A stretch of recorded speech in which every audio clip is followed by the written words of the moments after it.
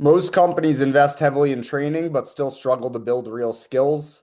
Today, I'm sitting down with Kelby, who's the founder of TryTami and has spent decades building and scaling training companies, including Develop Intelligence, which was acquired by Pluralsight. Today, we're talking about what he learned the first time around, what's still broken, how companies are approaching skill development, and why those lessons led him to start TryTami. Hi, Kelby. Hey, Dave. Tell me about the training company you started and sold to Pluralsight, Develop Intelligence. So, started off as a we started off as a supplier to other training companies. The first few years, we were focused on supporting companies like Oracle and Skillsoft, Global Knowledge, large training companies. Our expertise was in Java and open source technologies, and they had a large instructor gap on their benches for those technologies. So we were a supplier to them. And then along the way, we decided to go direct to enterprise customers. And the primary reason for that is enterprise customers were really focused on customizing programs specific to their engineering teams. And the large training companies like Global Knowledge didn't have the muscle to actually build a customized training program. So from about 2010 to until we sold, we really focused on delivering highly customized engineering-led training for engineers. Okay, thanks. And you mentioned the customized training was a big focus. So, what problem were you solving back then, and why did it personally matter to you? Well, I started my career off teaching developers right out of college, and I quickly learned that the training programs were very academic. They were focused on features and functionality and not how to solve real world problems. So when I started Develop Intelligence, the goal was to actually take real world problems, walk students through why those problems exist and how to solve them in real time. So we took a very different approach. It was very hands-on, very project-oriented, trying to meet the learner where they were and give them the practical skills they needed to go do their job when the training was done. Okay, thanks. That's interesting. So, most of the training was too academic, and so that was the problem you were solving, and the way to solve that was to customize it, make around real projects. Exactly. And I would say if you were to jump forward, I started to develop intelligence in the early 2000s. If you were to jump forward today and you were an organization and you were going to go buy, let's say, AWS training from Amazon, that curriculum is still pretty academic. It's still kind of off the shelf format. It's not really customized to the team. So the industry still hasn't addressed the larger issue, which in the learning world we would talk about learning outcomes. So large training companies still have not customized their programs to deliver learning outcomes that increase productivity. Interesting. And that's a good segue. What were the biggest lessons you learned from building and selling Develop Intelligence?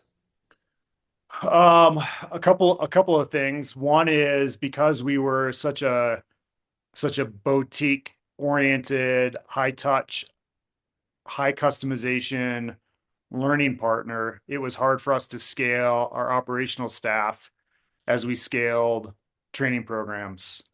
I'll give you an example. The year that we sold Develop Intelligence to Pluralsight, we trained about 60,000 engineers live in person worldwide. And in order for us to do that, we needed to have a large operational back office team to support it. So roughly 60 to 70% of our staff was operational program managers, project managers, training coordinators, things like that. So one, it was really hard to scale that type of business. And then the second was that we learned pretty quickly that engineers like to learn from other engineers and not professional instructors. So that required us to build a very large bench of, we used to call them practitioners, that we could subcontract on demand for project-based work. When we sold the business, we had about 250 expert practitioners in our network that we relied on. So not only was it operationally heavy, but it was also a lot of work to find instructors that had real world skills that could teach in the field. Okay. Yeah, so Two big challenges sounds like the operations and trying to scale that, and then also having the bench of qualified or vetted practitioners, as you call them, to actually deliver the training that engineers want. Yeah, and on the practitioner side, um, the training industry, even today, most training companies use the same independent resource to deliver training. So XYZ trainer could be a trainer for Microsoft, they could be a trainer for Global Knowledge, they could be a trainer for Pluralsight, they could be a trainer for their own little business. The challenge there is that most of those folks were professional instructors where they would spend 40 weeks a year teaching engineers, but never actually writing code. So we had to go find individuals that were actually active software engineers and have them teach for us. So we had to build a different bench. Interesting. So you were looking for people that were really in the trenches doing the day-to-day work, not professional teachers, Exactly. which sounds Exactly. like is common in the industry. Yep. And I think that is more of the trend. If you look at the startups in the tech training space, they are built around experts who have some credential in the field versus a professional instructor. Right. All right, let's pause there. Thanks, Kelby. That's great. And so, what did you get wrong the first time with Develop Intelligence that you were determined to do differently the next? Well, there were a lot of things that we got wrong. It wasn't just one thing. Um, from a from an operational side, we started investing in infrastructure to build out the operations of the company too late in the life cycle of the business. So at the time when I started the business, we ran the business on spreadsheets to manage all the different instructors, all the different deliveries.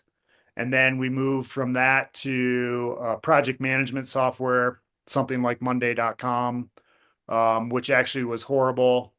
And not until about 2015 did we start investing in our own kind of operational platform. The challenge is that we were too late in building out that platform. So then when we landed very large enterprise customers, we had to add more staff to support the customers than the business could really justify.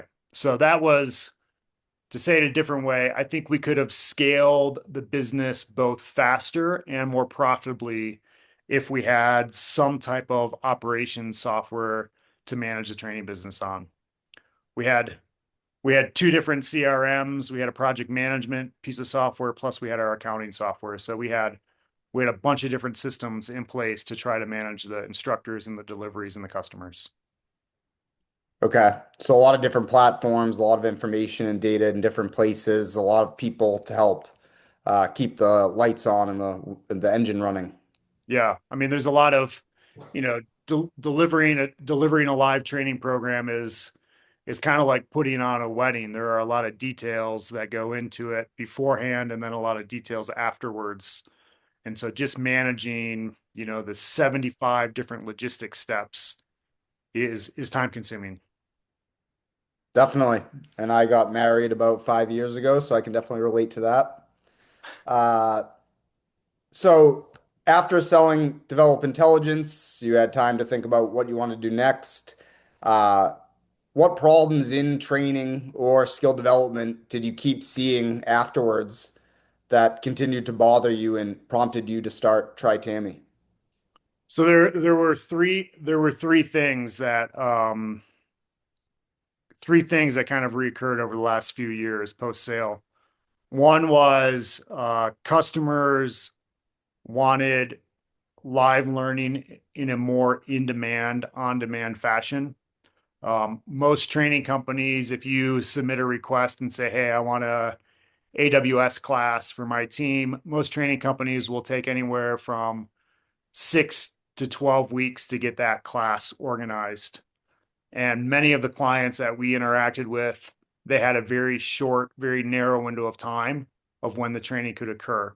The need arose. They were looking for training in a week to 2 weeks, but training companies couldn't support that demand. So that was one thing. The second was a lot of organizations due to backlog of project schedules wanted to move training from 3-day classes or 5-day classes into more what I would call short form learning. So a live 4 hour session. And while we did a little bit of that at Develop Intelligence, it's super hard to manage an instructor's time and all the logistics in a profitable way for a 4 hour session. So the industry was asking for short form, but it's hard as a large organization to support that. So that was the second thing. And then the third thing was over the last couple of years, the quality of the instructor bench in the world, I would say, has gone down. Salaries have gone up for highly credentialed people. Um, and so finding really good talent became more and more of a challenge, has become more and more of a challenge over the last couple of years. So those would be three things that um, I kind of recognized. And so then Okay. that, go ahead. So you said, okay, just to recap, so you said companies wanted more on-demand learning. Um, they wanted more short form sessions, which going back to your operations comment would make that more operations heavy. And Yep. then also sourcing these practitioners who are also getting more expensive. Yep. Exactly. Exactly. And I think the broader trend, and we can see it over the last year, the broader trend in at least in the tech learning space is that engineers still prefer to learn live from an expert. You can see the consolidation in the market of like Coursera and Udemy. You can see the consolidation with Pluralsight and A Cloud Guru. Those platforms, while they're very large, the engagement level continues to drop off. And so trying to find a solution that allows engineers to learn from an expert in a live format in kind of this micro short form learning session, I think is the trend of where things will go over the next few years. Totally. And I see the same themes that could happen throughout leadership training, sales enablement training, and other areas of training as well. Yeah.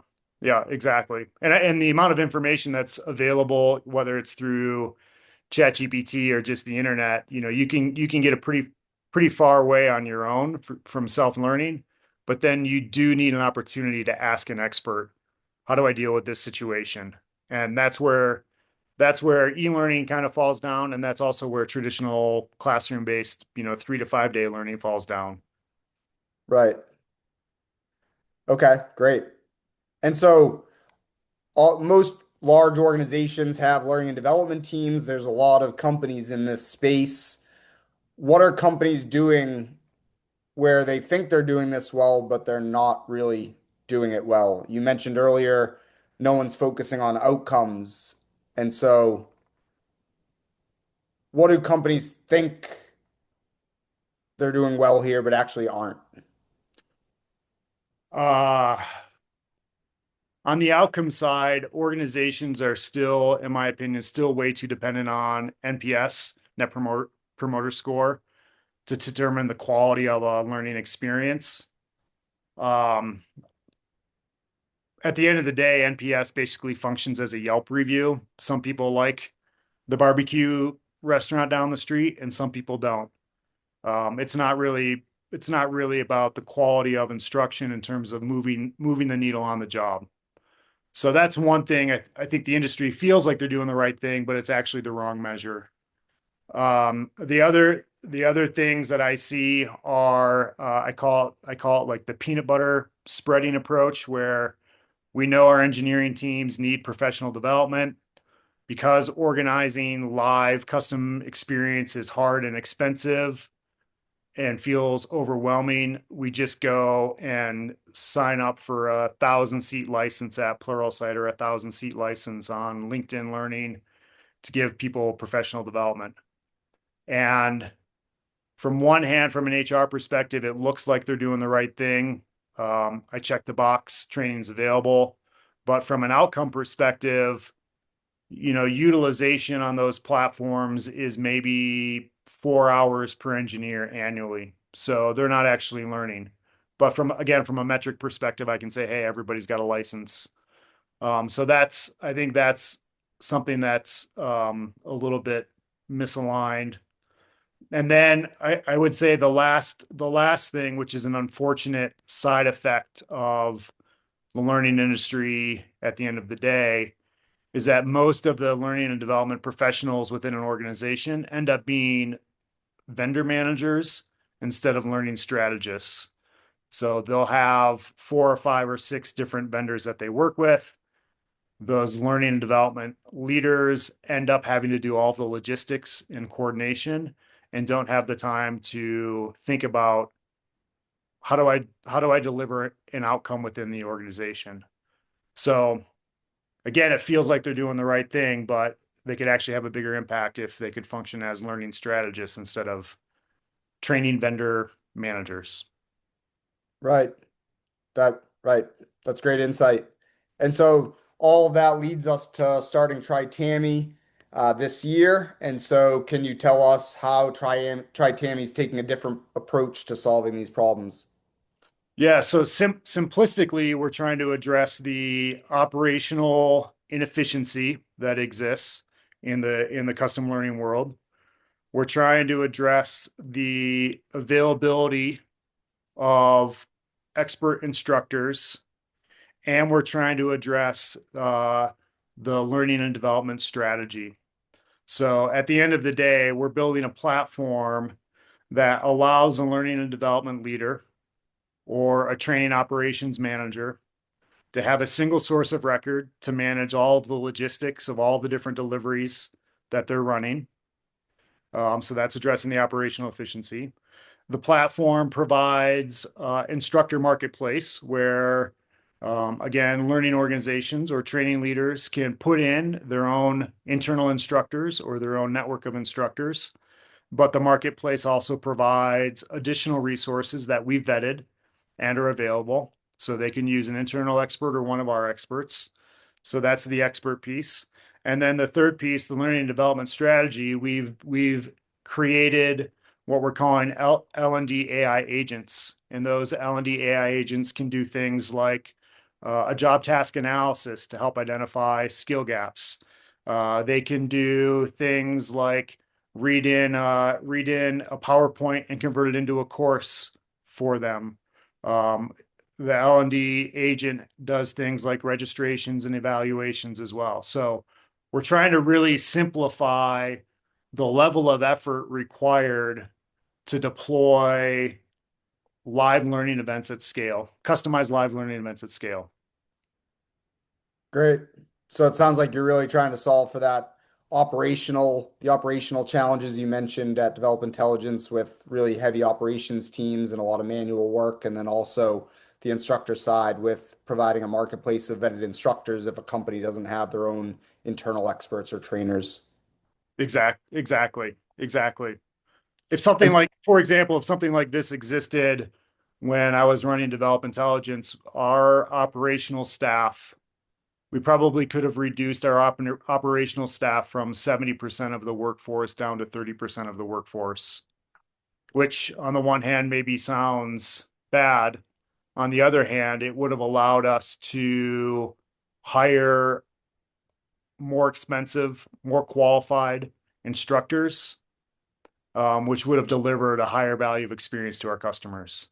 So the cost savings on the operational side would have allowed us to hire better talent, more qualified talent, and deliver better okay. experiences. And so it sounds like TryTami could have helped Develop Intelligence, which was a training company. It sounds like it can also help uh, leaders at larger organizations that need training. So who is TryTami for?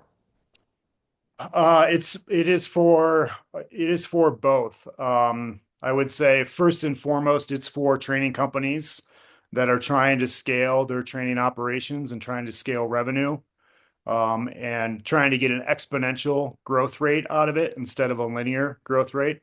So that would be first. If you're if you're a $3 to $10 million training company and the majority of your revenue is derived from live learning, more than likely you're managing that live learning on spreadsheets.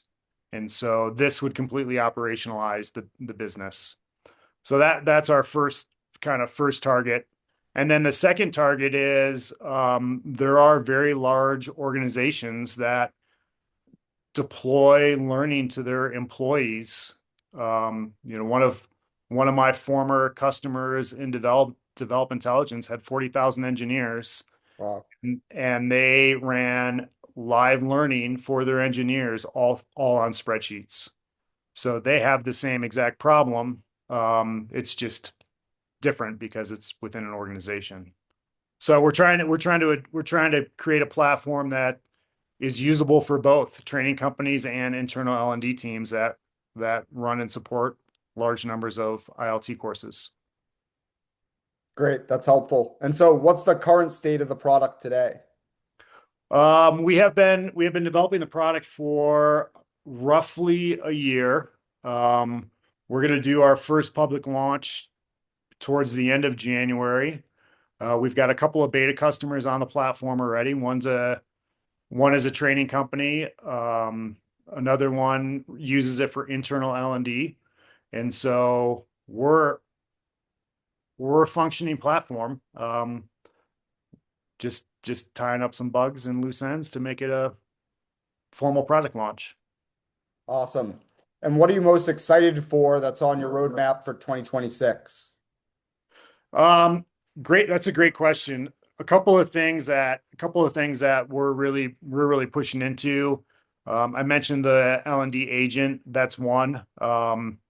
It takes a lot of work for an instructional designer to look at a PowerPoint or a course description and produce a nice course. So we've got an L&D agent right now that you can feed it a PowerPoint deck, and it will go through and review and analyze the deck, make recommendations on how to make it more effective in the classroom.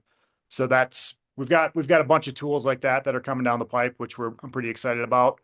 And then the second is really excited about the opportunity to help, you know, growing training organizations scale. Giving them a solution that functions as that single source for their entire operations. So that's going to include things like calendar integration and payment integration and analytics to make, robust decisions on how to operate the business. So a bunch of different things that I think are going to make the platform really useful and robust. Great. And so you've been building the platform for about a year, talking to potential customers, getting feedback. It sounds like you have some early adopters on the platform. What surprised you the most since you've started building TryTami? Um, I I think the thing that surprised me the most is a couple of things. One is everybody in the learning industry knows that there are operational inefficiencies. Finding good instructors are hard. Doing L&D tasks, L&D strategy tasks are hard.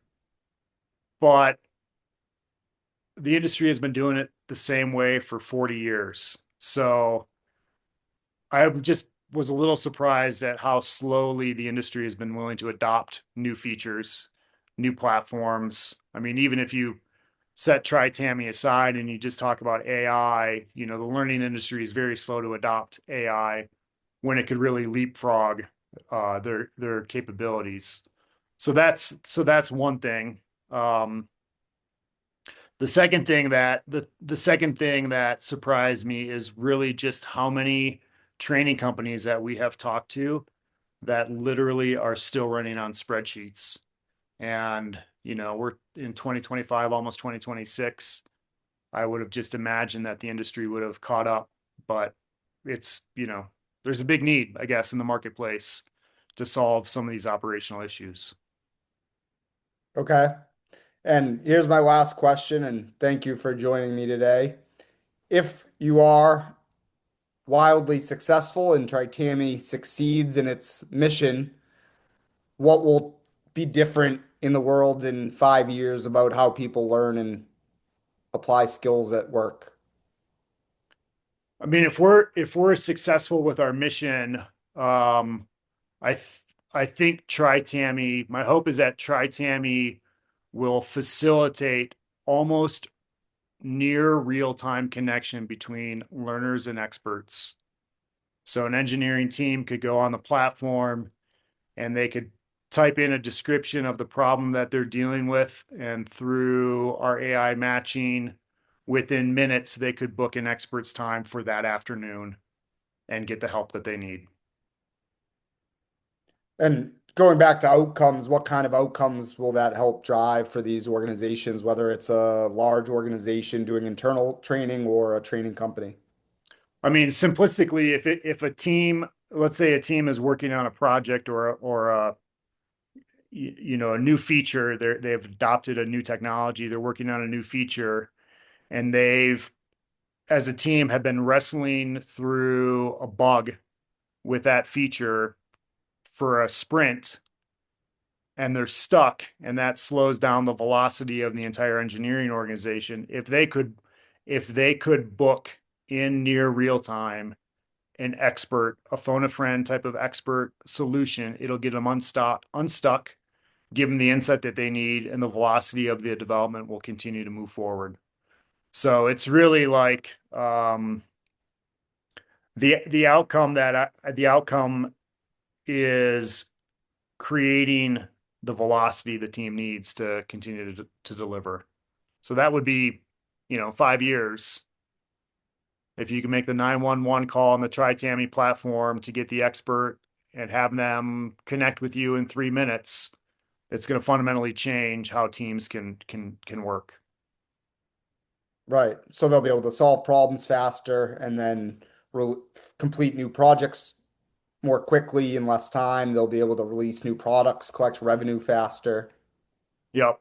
I mean, I think about it this way, Dave. I know you've spent a lot of your career in the sales world and leading sales teams, and you used to run like weekly sales meetings with your team, and you would talk through objection handling, or you would talk through contract scenarios. Well, what if as a sales leader, you could identify a problem, identify an expert, and have that person come in and talk for 2 hours on objection handling? It would, Yeah. it would fundamentally change the dynamic and the behavior of your team.